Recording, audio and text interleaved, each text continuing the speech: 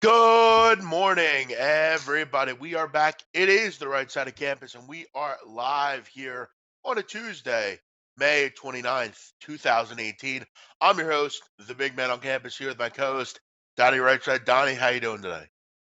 Doing good. A couple big games last night. Game one of the Stanley Cup Finals, Jeff. Game seven of the Western Conference Finals. The one thing you didn't know coming into the game, Jeff, would you get the Houston Rockets or would you get the Houston Rockettes? And in the second half, looks like you got more Rockettes there. I don't think it was too much of a surprise overall that Golden State won this series and is moving on as now one of the biggest favorites to win a title in NBA history heading into these finals.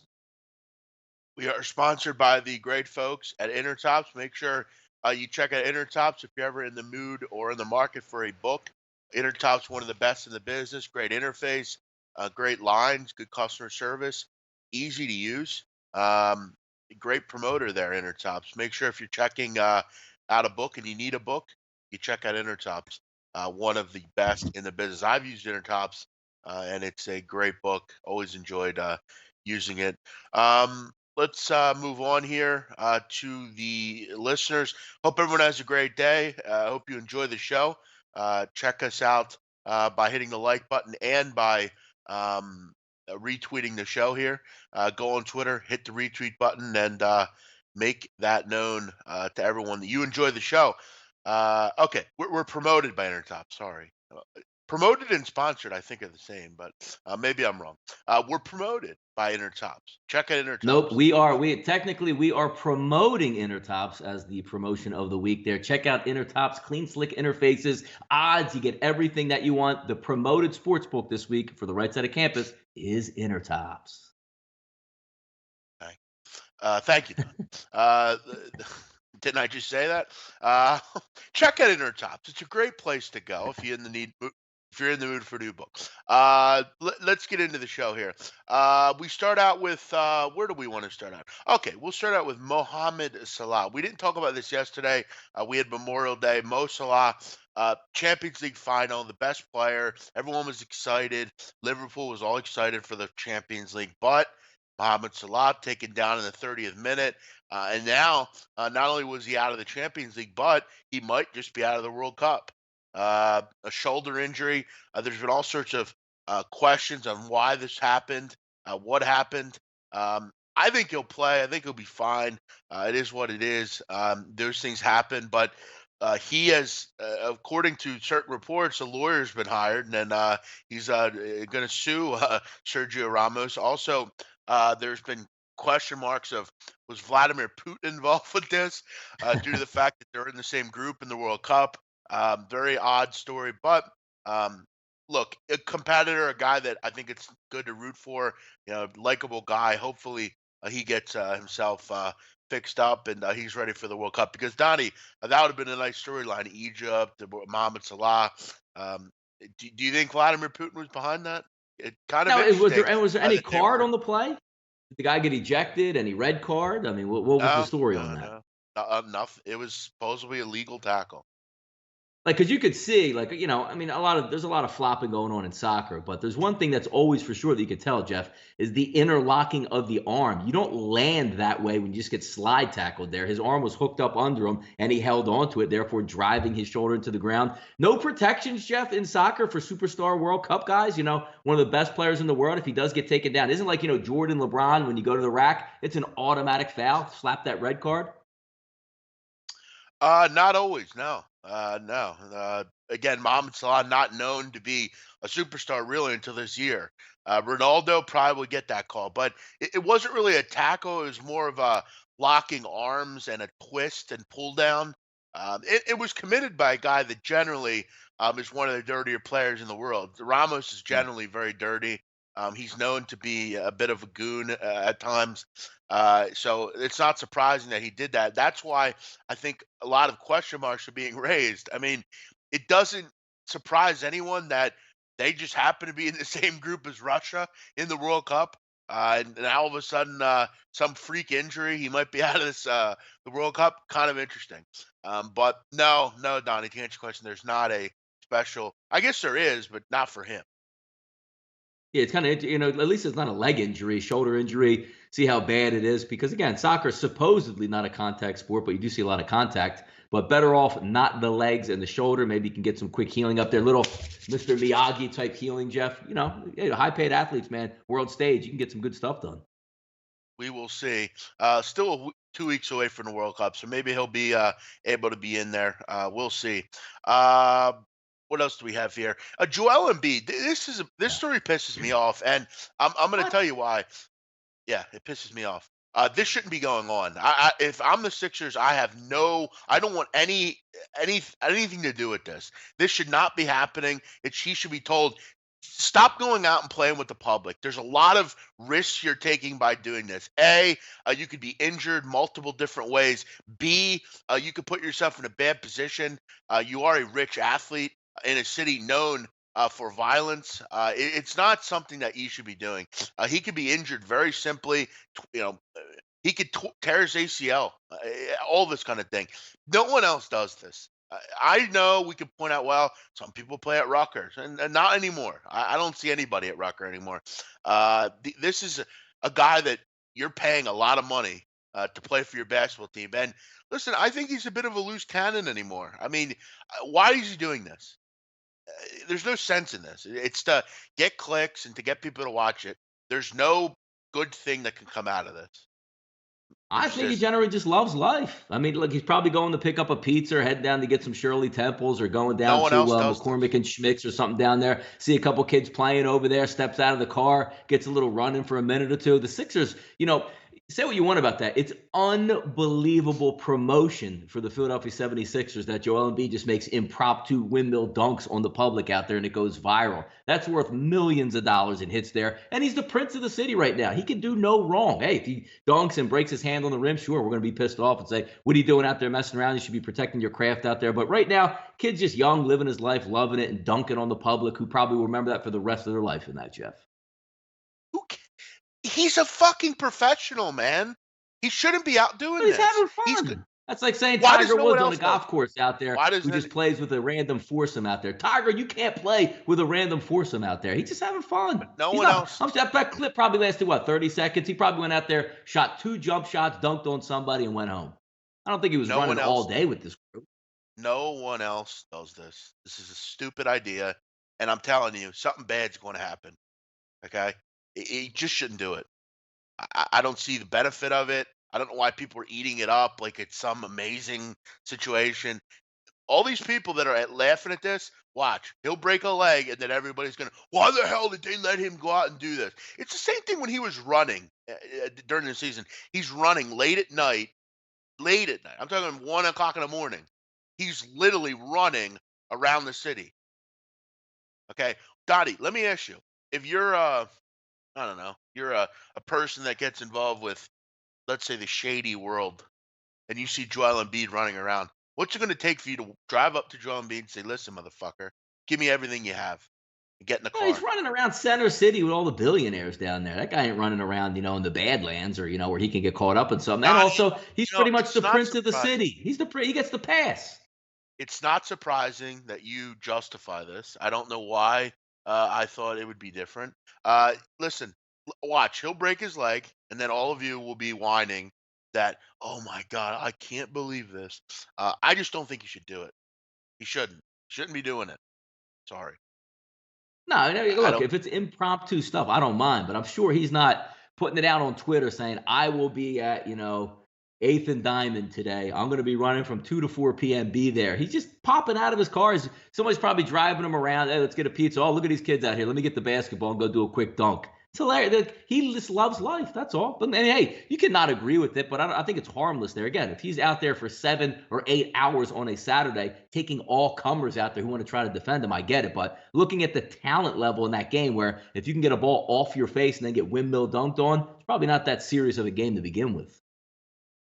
Okay, fair enough. Well, I'm sure he's the only one that does it though. So I guess it's a he seems to know best.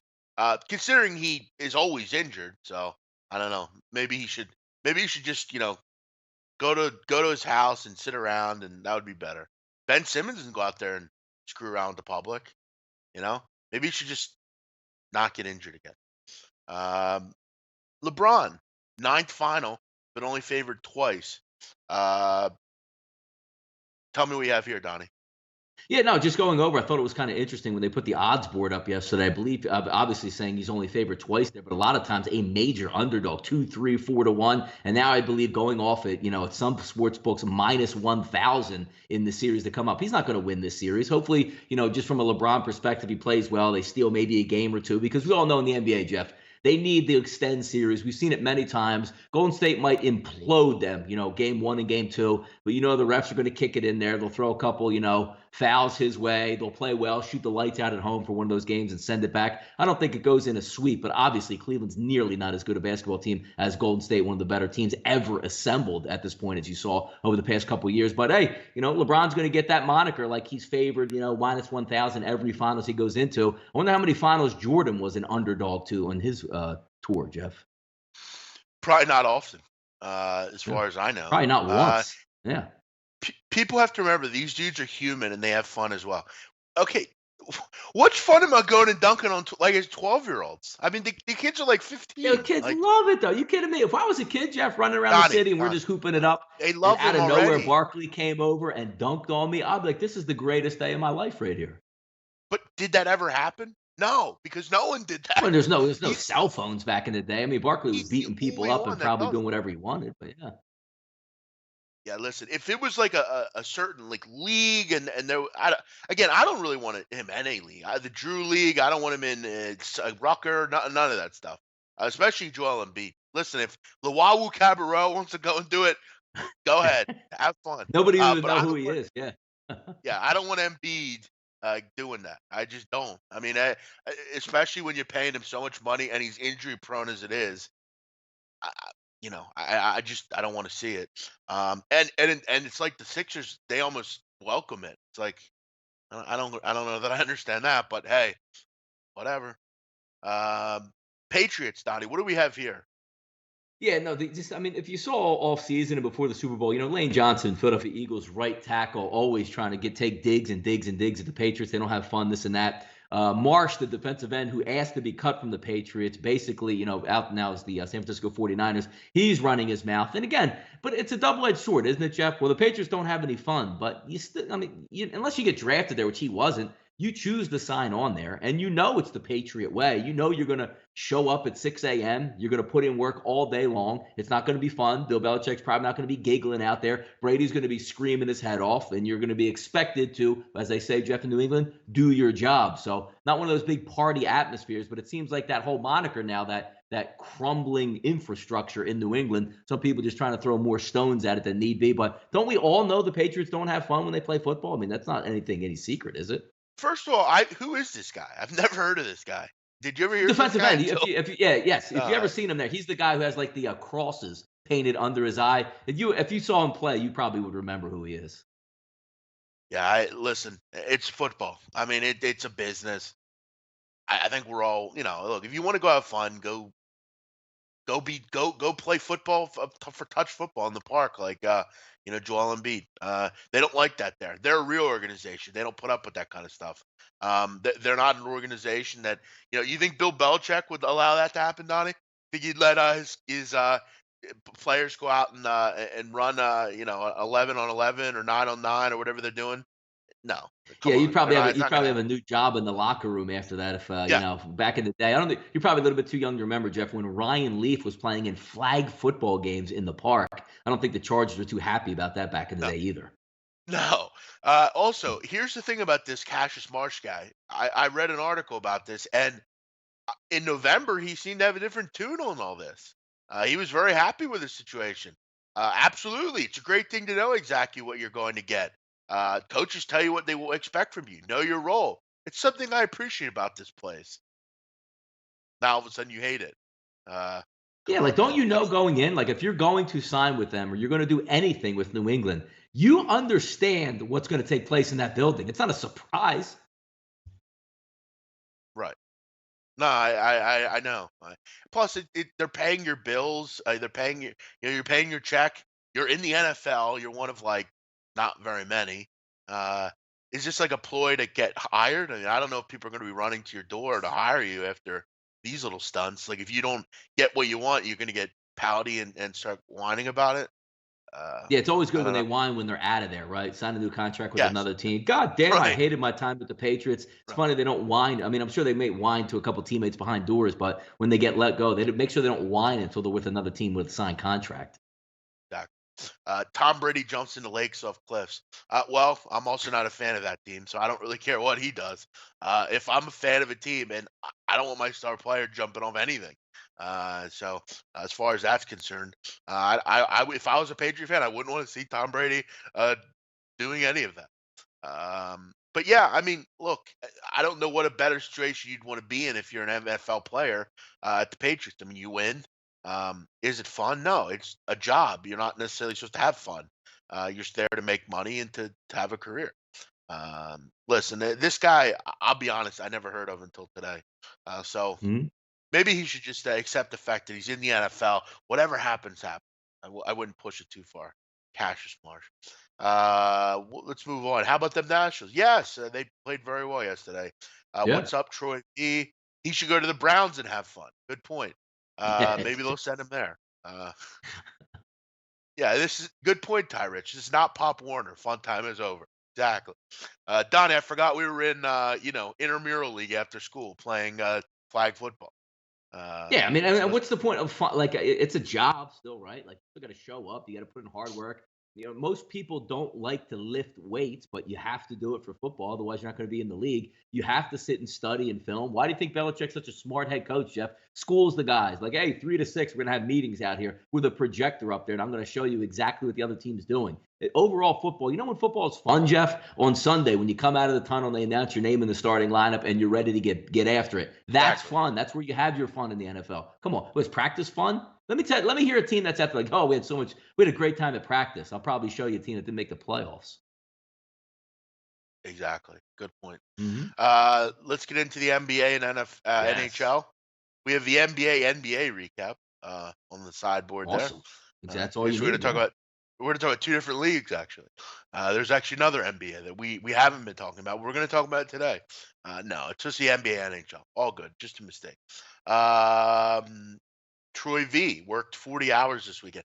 40 hours on a Mm, Memorial Day. Wow, how about that? Jesus. Good for you. And NBA.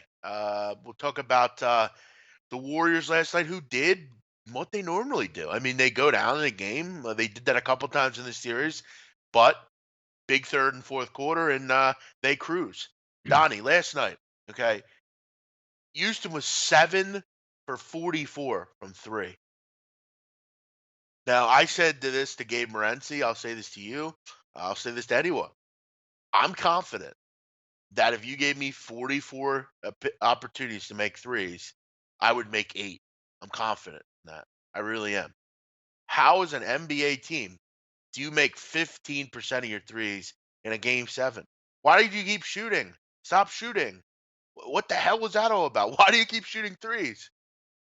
Analytics, Jeff. The only reason why you keep Oh shooting yeah, trees. That's Dan Tony. Analytics tell you it's better to miss a three-pointer than get a dunk. Don't you understand that? It's better to miss a three-pointer than get to the foul line. It's better to miss a three-pointer than hit a 14-foot jump shot. That is analytics in this day and age. But no, you're going to live by it, you're going to die by it. They were out of control for a lot of these games, knocking down threes left and right. But the well is eventually going to run dry, and the other team's going to be able to catch up. Especially, Jeff, when you're not the better overall team, you better be knocking down your threes. Now, a lot of those were contested, good defensive plays. Say what you want, but you can't go ice cold like that and expect to win a game, especially against a team of the caliber of the Warriors there. It just gets back to their analytics, Jeff. Don't you dare take a dunk or a layup. You better shoot that three, even if you don't make it. yeah. That was really hard to watch, man. Watching them continuously fire away from three and it not work. I mean, you only score 39 points in the second half combined. Just wretched. And without Chris Paul, I don't. The Dolphins just isn't good. There's no real semblance to it at all. And I think it was, I'm trying to remember who it was. Somebody mentioned it. Chris Webber maybe, how different their offense is without Chris Paul. They're running. They're much faster. They don't really take any time. They just take the first shot they get. It's just a bad offense without Chris Paul. Kind of amazing, and it really kind of exploits or James Harden on defense. Chris Paul, pretty good defender. James Harden, very exploited on defense. A big second half from the Warriors. They get the job done and end up covering the game as well. They covered, Donnie, down at one point at 17, I think. They were down 17 Mhm. in both games, still covered the number. What's next for the Rockets? I don't know. I guess try to make a ploy for LeBron, even though I think it's doubtful he'll go to the West Coast. What is next for the Rockets?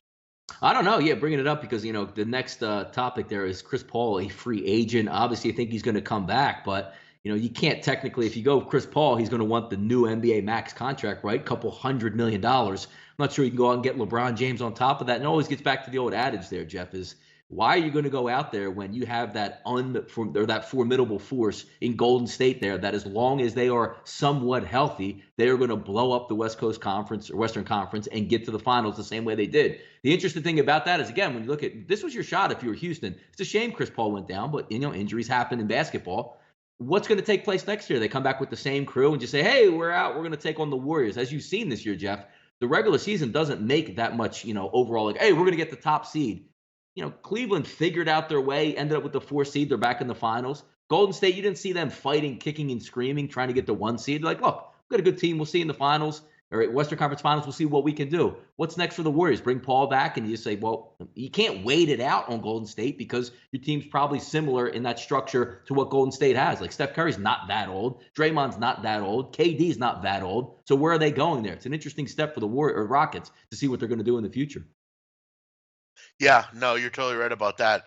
Um, I will say this though, if they didn't lose Chris Paul, I think they would have won this series.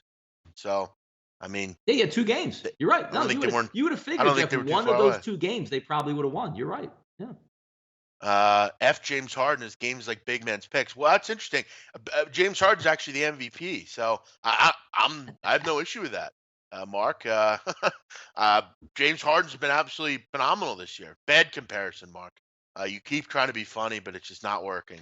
Maybe it's time to Yeah, when find you a new again, line of work. like James Harden is a really good basketball player. I get on him because he flops too much at the 3-point line. But how is anybody going to react? Like get back to like the Patriot way, right, Jeff?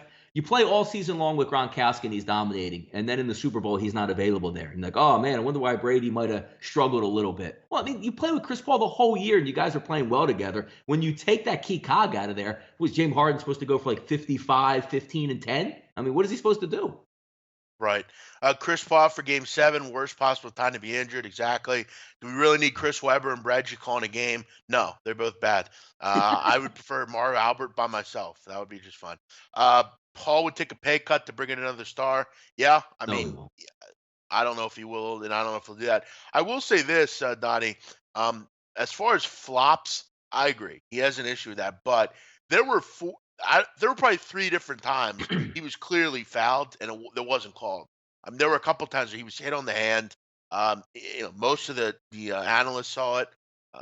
Again, you're not going to get every call, but yeah, I thought No, he was and you're fouled. right. Like James Harden gets to the foul line more than anybody in the NBA, but rightfully so when he heads to the basket because he's one of the best guys, Jeff, I've ever seen. Where if there's going to be contact, he somehow weaves his arms in there to make them tangle up with your arms.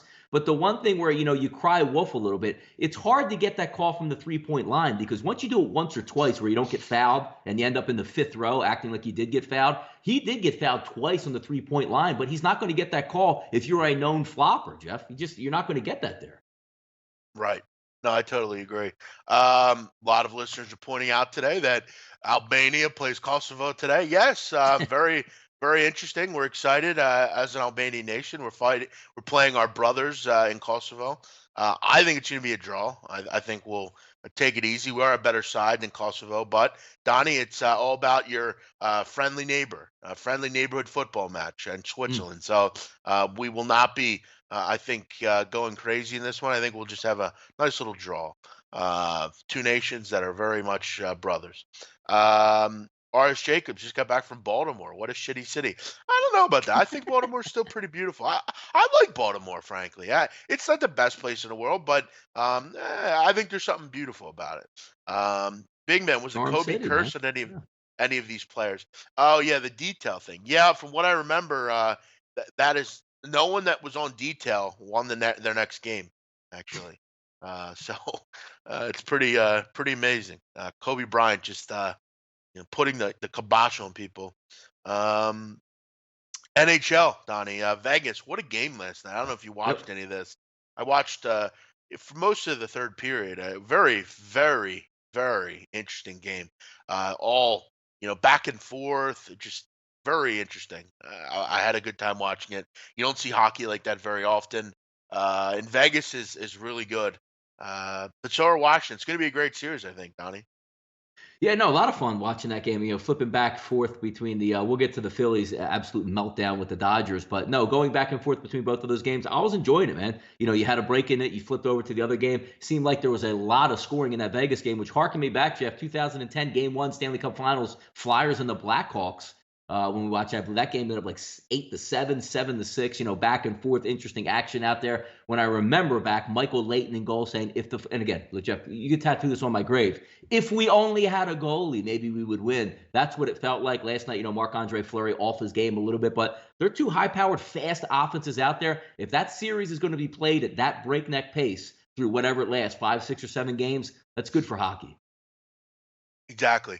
Larry, do they do a wired tour? They don't necessarily do a wired tour. There's not like a guy that like takes you out, but there is someone that created like it's basically like a map and all the like a lot of the different like parts of the show, like Bodie's Corner, for instance. Like that's obviously a real corner. So like there is a tour and you can go on it yourself. There's not like a guy that like sends you around, but yeah, there is one. Someone created. If you just type in a wire tour Baltimore, there'll be like a Google image of like meeting points that you can go to the different places. Because Donnie, as you know, most of that show was filmed in Baltimore. It's not like a green screen or anything. It was actually a real places. So yeah, if you type in wire tour, Wiki Travel does it, I believe, and you can.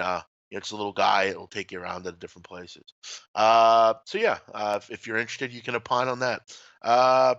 Vegas goal. Yeah, Donnie, how about that goal also with like 2 seconds to go? Another goal Yes. late, cover a run line. Amsterdam is not there though. Amsterdam was destroyed about 5 years ago, that block. So you cannot go to Amsterdam, Donnie. You cannot go cop. There actually isn't a Amsterdam. It was actually destroyed a few years ago. The city finally said, you know what, we've had enough of this. No more.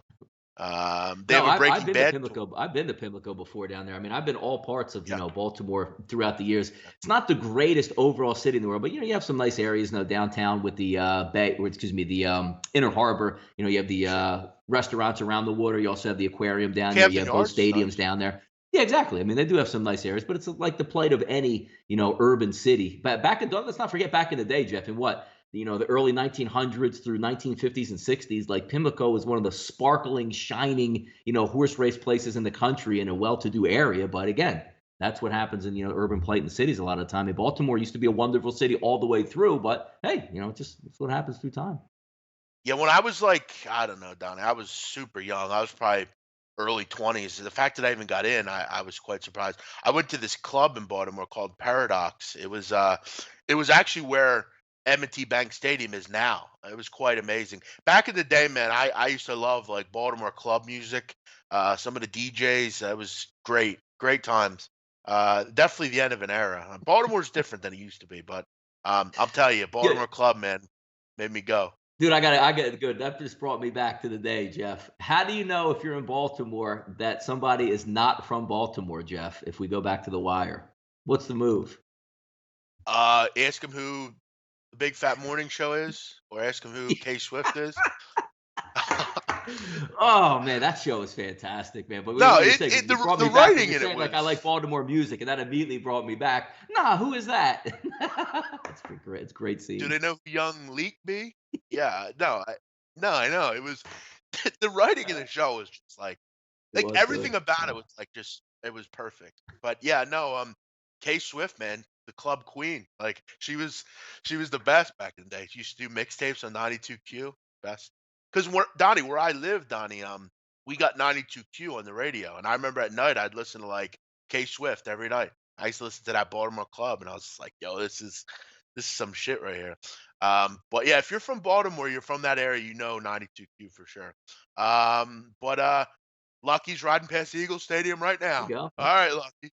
My man. I My still man. like to drive by. When you're a kid, when you travel far distances. I remember going to Maine a couple times as a kid, and how cool it was. You drive past the Meadowlands, like that's Giant Stadium right there. I still get a kick out of any time I get to drive somewhere and pass a opposing team's ballpark. I'm still like a little kid, man. I love that stuff. How far is Philly from New Jersey? Not far, right over the bridge. Uh, you can be there in a minute. Um, Donnie, you and BMOC owe us for. Yeah, Listen, what did Mark. you I have mean, yesterday? What did you have I mean, yesterday on I gave out what the you give me? Nationals. I mean, this guy just. I see him in other shows. He just whines. Like I don't know where he. Like I don't know what he's talking about. Uh, we gave out We gave out the Nationals. I don't know what you're whining about. Nothing like dumping bodies at Johns Hopkins and driving off. Yes, that's true. Johns Hopkins is right in the middle of the hood, Yeah, so sure it there's is. no surprise there.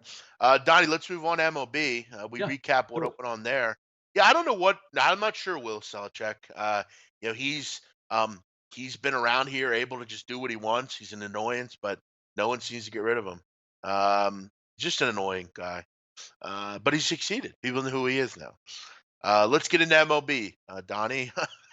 We're having Yeah, we'll fun here start on the right show. off. We'll start right off with the Phillies yesterday. Coming into today, even talking back and forth. The only play I actually had yesterday, thanks to Gio Gonzalez shutting out the Baltimore Orioles, I end up taking a loss in that game. But it led me to a couple things that we'll get into later. But we'll start off with the Phillies blowing a 4-run lead. Watch it, toggling back at night. It's another night game that was on. I got to watch that one. Stanley Cup Finals and also the NBA Finals. Phillies up 4-0. Vince Velasquez cruising all the way through. I didn't actually see the end of the game until this morning, Jeff, and it always comes back to bite you. Some dumb shit by teams that just aren't ready to win yet. What I mean by that, a pop-up with nobody out in the 8th inning should have been an easy catch that would have made it 1 out, and you don't get the big inning. Cesar Hernandez misplays that. You have 1st and 3rd, and it was all downhill from that point for the Philadelphia Phillies. They're not ready to win yet, the Philadelphia Phillies. Maybe they make a run at the wild card, but I don't get too upset by these losses. But when you're not ready to win, Jeff, you do stupid shit like that. Hey, Donnie, let me ask you. Didn't I tell you a couple weeks ago this team is going to lose games over errors? And they do. Last I mean, night, they're what are they 29? I mean, they're not a bad team, but you no. can't lose a 4-0 lead late. That's just abhorrent, man. Their fielding is horrendous. It's the worst in the league. They always have problems. And last night, it reared its ugly head finally. You're going to lose eventually because of an inability to make a play. They're right. They're not ready to win. They need to figure it out. I do think in certain spots they're worth it. Last night I thought they were worth it, but you know you can't make those mistakes and expect to win. It's just not going to happen. They'll get there. I mean they'll continue to get better, and they got Arrieta on the mound today, but yeah, I mean you can't make those mistakes and expect to win. That's a tough loss. Up 4-0. You need to find a way to get the job done there. They lose 5-4. Astros and Nats, easy wins for those two. Domingo Germán give up a home run quick. That was really enough. I mean, they didn't really need anything other than that. Uh, they win 5-1. Nats completely control Alex Cobb. Alex Cobb is a complete mess. I mean, he is completely horrendous. And if you can get him at a feasible number, you bet against him every time. Buck Showalter, Donnie, I think the time is near for him.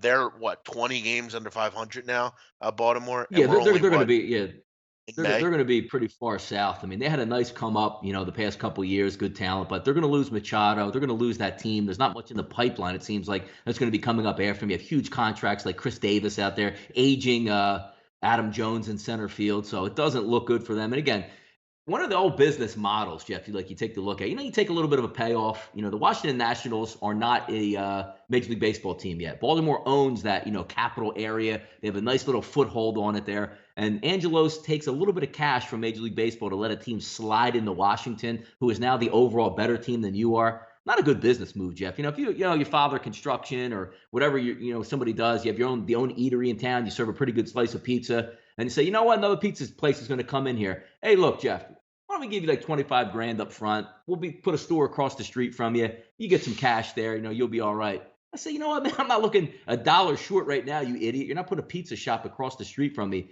Really wonder, because now you see like Baltimore, that Camden Yards, Jeff, throughout the 90s and early 2000s, that place was packed. Not because the Baltimore Orioles were a great baseball team, but it was the only baseball team down there in a fantastic setting to watch baseball. Now you put a team, 50 miles away, and now you wonder why you can't draw flies down at Baltimore? Crazy that they let that happen.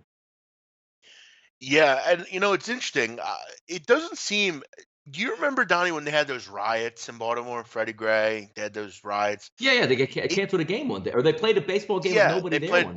Yeah, I feel like since then the crowds have been different. And I'm not saying that was the reason, but I feel like they used to do well there, like with crowds. Maybe I'm wrong. I mean, I remember when I was a kid, we'd go watch, Oriole games, and I would go to Baltimore, and it was generally a pretty good crowd. I mean, they've been a pretty good baseball team up until this year. Yet the crowds have lacked. It seems like I'm not sure why. But you kind of detailed one of the reasons, maybe.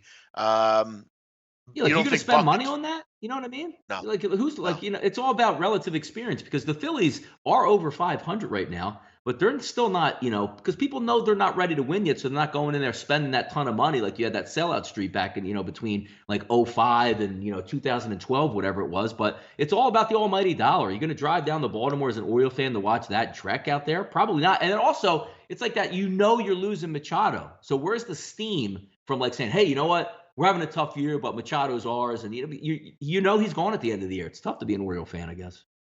Yeah. R.S. Jacobs doesn't think Buck will get fired. Well, I mean, what do you think they're going to do? I mean, this is a bad team. I mean, Does he even want to I don't, stay there? Yeah, that's the point. yeah, right. You're right, big man. The game during martial law is similar to what it looks like now. Well, yeah, it just seems like since then it's been kind of different. I don't know. I'd have to look at maybe the attendance before then and after, but it seems like for about a year and a half now, it's been kind of hurt. And Donnie, it doesn't help the fact, like you said, Baltimore. I mean, we've kind of discussed Baltimore. It's a nice town. It's decent, but it's not a great. Other than downtown, there's not a lot of good things about it. I mean, if you live in, I don't know, Timonium or like Catonsville, do you really want to go drive into the city, watch a bad team play?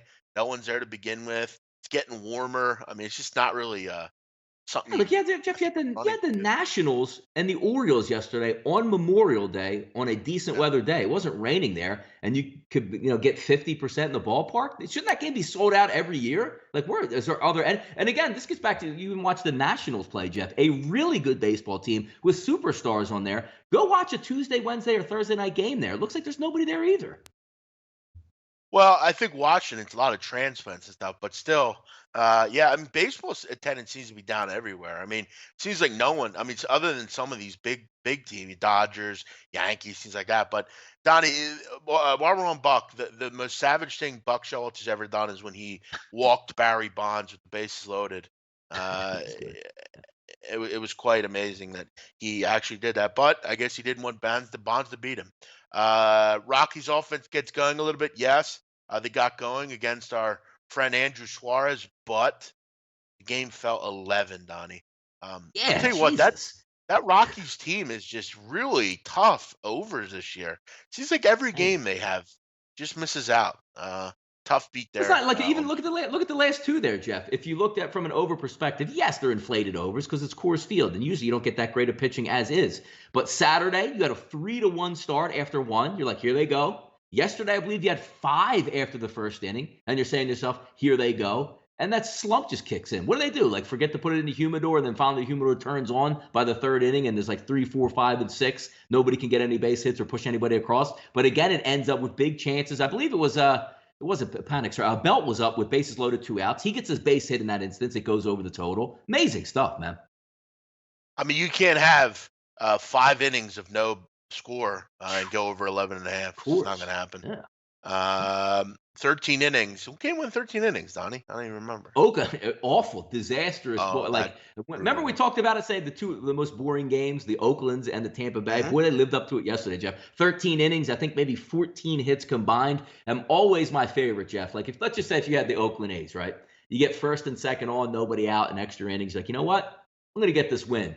Lay down a bunt, hit the ball to the right side of the field, move the runner over, and we're going to get a win. Nobody could do a damn thing. And then, of course, Malik Smith, of all superheroes out there, gets the base hit that puts Tampa Bay over the top 1-0. But, man, you're going to play in that pitcher's type ballpark with not much pop in that game. Jesus.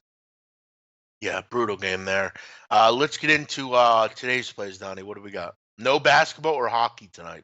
Only Yeah, how about baseball. that? I mean, yeah, no basketball, no hockey. We'll get to some of these games You can on the watch card here tonight. What's that? WNBA, I guess. Watch What's that? They WNBA. play in the afternoon, Jeff, on Tuesdays? What do you got? No, you got two 7 o'clocks and a 10 o'clock game. All right, 9:57, 9:58, Jeff. We'll go back. We're talking about Colorado trying to push that game over the total. Here you go, Jeff. Now we're down to 11 today in Colorado, so down from 12.5 to 11.5 to 11. Maybe we could sneak and get some of these games, Jeff, at Coors Field at 9.5. Samardzija and Freeland on the mound. Samardzija usually ripe to get hit. Freeland's been a decent pitcher this year. The lefty on the mound, 68% of those early wagers, Jeff, are coming on those Colorado Rockies. Line opened up at 144, 150. If we take a look at Intertops right now, minus 145. BetOnline.ag, minus 142. So a decent price for Colorado as a home team. But as I said again, 11.5. Pinnacle opens up. That's now down to 11 here. Can we see some fireworks in this ballpark for once, Jeff? Get one of those old Donniebrooks 10-9 that we're used to in Colorado. Yeah, I don't know. I'm not sure if we will. I'm kind of skeptical on that. I mean, Jeff Samardzija, if you look at his numbers, he's much better on the road than he is at home. Obviously, Coors Field, a bit different of a situation, but he's majorly been pretty good on the road. That was one of the reasons I kind of took a shot with him last game out against Houston.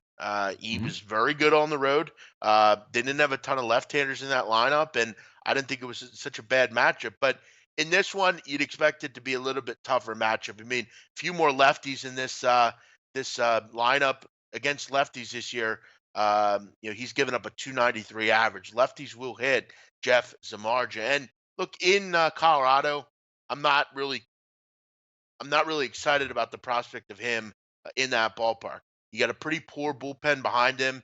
This Rockies team, look, the pitching's been good. Freeland's been very good, even at home. They have a good bullpen behind them.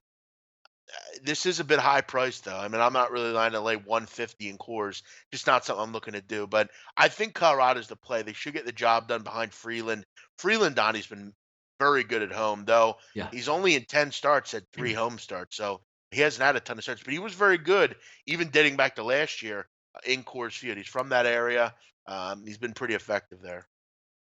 Yeah, no, keep it moving on here down the list, Jeff. 969, 970. The Angels and the Detroit Tigers. Interesting one yesterday, Jeff. Skaggs coming out as a nice favorite. Gets blown away. We'll see what can take place today. Tropiano and Fulmer on the mound. Line opens up. Another road favorite here, Jeff, for the Angels. Minus 130, minus 135. But that's backtrack. Intertops at minus 125. Over under in this one. 9 across the board. We'll see what takes place here, but not a good look yesterday for the Angels coming in as a heavy favorite, getting busted up. We'll see if they can come back today. But Fulmer, decent on the mound there at home. We'll see what takes place, but I think there might be some runs in this one again as well. Interesting. I don't. I've been pretty happy with what I've seen out of Nick Tropiano. I was happy with his performance in his last game. He was fantastic against Toronto. He only gave up 1 hit or 4 hits and 1 run over 7 and a third. Was very good there. Listen, Detroit against righties, it's totally different. They're not as dynamic as they are against left-handed pitching. We saw yesterday they're very good against lefties. Righties, not so much. The bullpen is kind of the concerns here. Detroit, I think Michael Fulmer has the stuff, but if he doesn't, you get that bullpen behind him. This one could get ugly quick. But Fulmer has gotten it figured out a bit lately. I'm confident that he can kind of navigate through this lineup. I thought 9 was a bit too high, frankly. I kind of lean under here. I think this would be kind of a 4-3 type of game, something like that. I think the two pitchers go pretty deep. 2 decent pitchers, especially Tropiano lately. Yeah, it's hard though when you get you see that Tigers bullpen looming there, and the Angels don't have the greatest bullpen. Some good hitters. We'll just have to check to see with some weather out there. Kyle Honey said probably going to be getting that field ready to go in just a few hours here. Tropiano and Fulmer in that one, Jeff. Last game of the day we'll talk about. Which if you want to look at lines here, and you're saying you want to scoop up a dog in this environment. Let's go to 963, 964. The Phillies and the Dodgers. Jake Arrieta versus Kenta Maeda. Jeff opens up at 144, 140. We're now seeing 175s as a favorite for the Los Angeles Dodgers today in this game. Now look from that side. So you know what? I'm just going to take Arrieta out here and let the chips fall where they may. I actually look at the opposite way, Jeff. I'm looking at the total. Opens up at 7.5 and down to 7.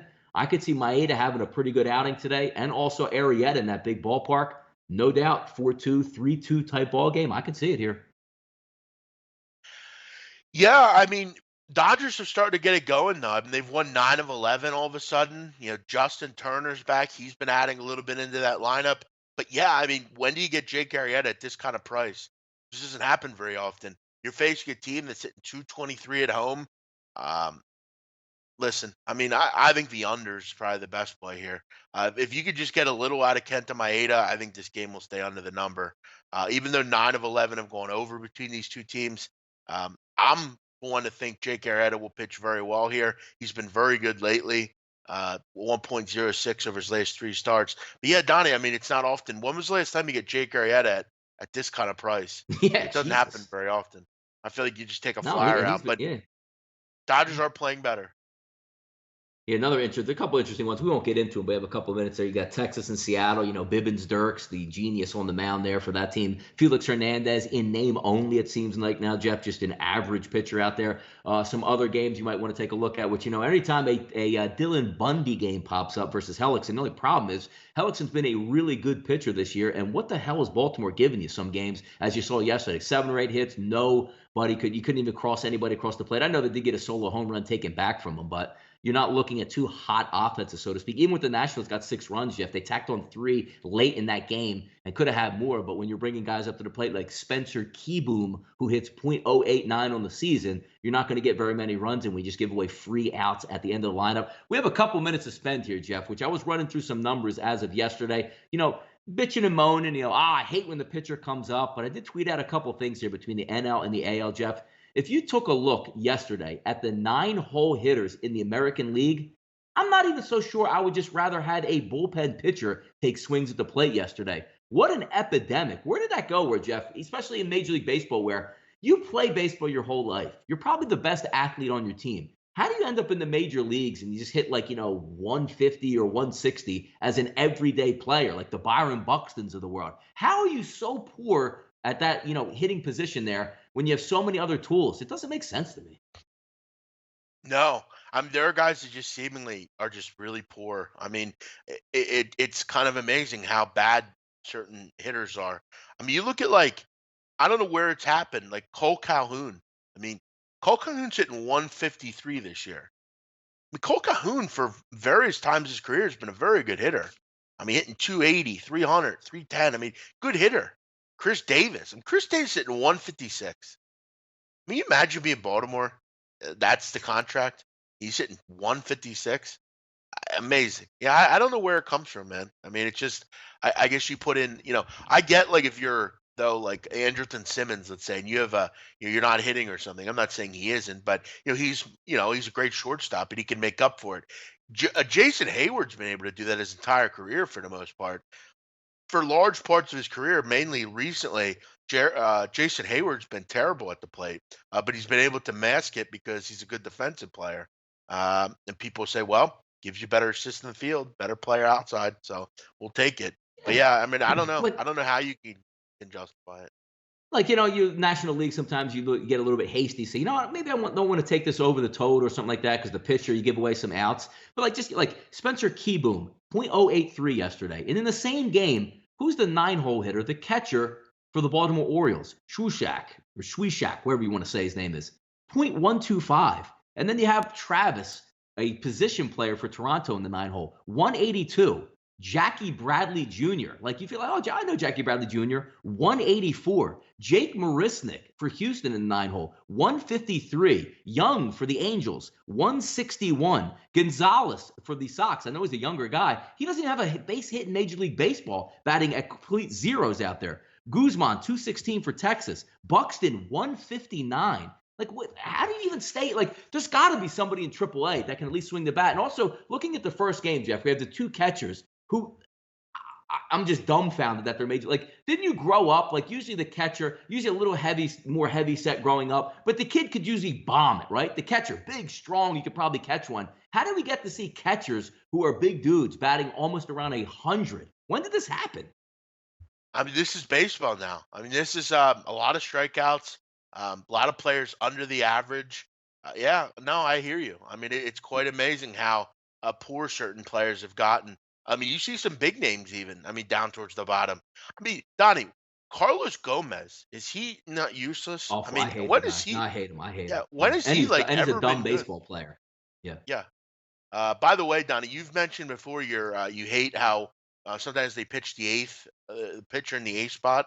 Yeah. Um, Yep. Mike Francesa the other day went nuts about that. Like he went crazy because the Mets do it every night. They put like Syndergaard in the eight hole, and Yeah. he just went Yeah. crazy about it. He hates it as well. It is kind of annoying when you see that because Well, like if you're I'm sure there's analytics that point to some things, but common yeah sense it doesn't. And I always like the old school and the new school meetup where they say like, well, like how is it possible that the two hole hitter, like you put your best hitter in the two hole because there's going to be more guys on base than like the three hole guy. Like I don't know where this comes from. I don't know why it makes sense, but theoretically, then Jeff, why aren't you just putting your best hitter one overall so he gets more plate appearances? Like I'm not really understanding where any of this, old school sequencing comes in. Where to me, I want theoretically my best power hitter up when I think there's going to be guys on base, which is usually the top half of your lineup. I want my pitcher hopefully getting the least at bats on my team, so therefore I will bat him ninth. I don't know,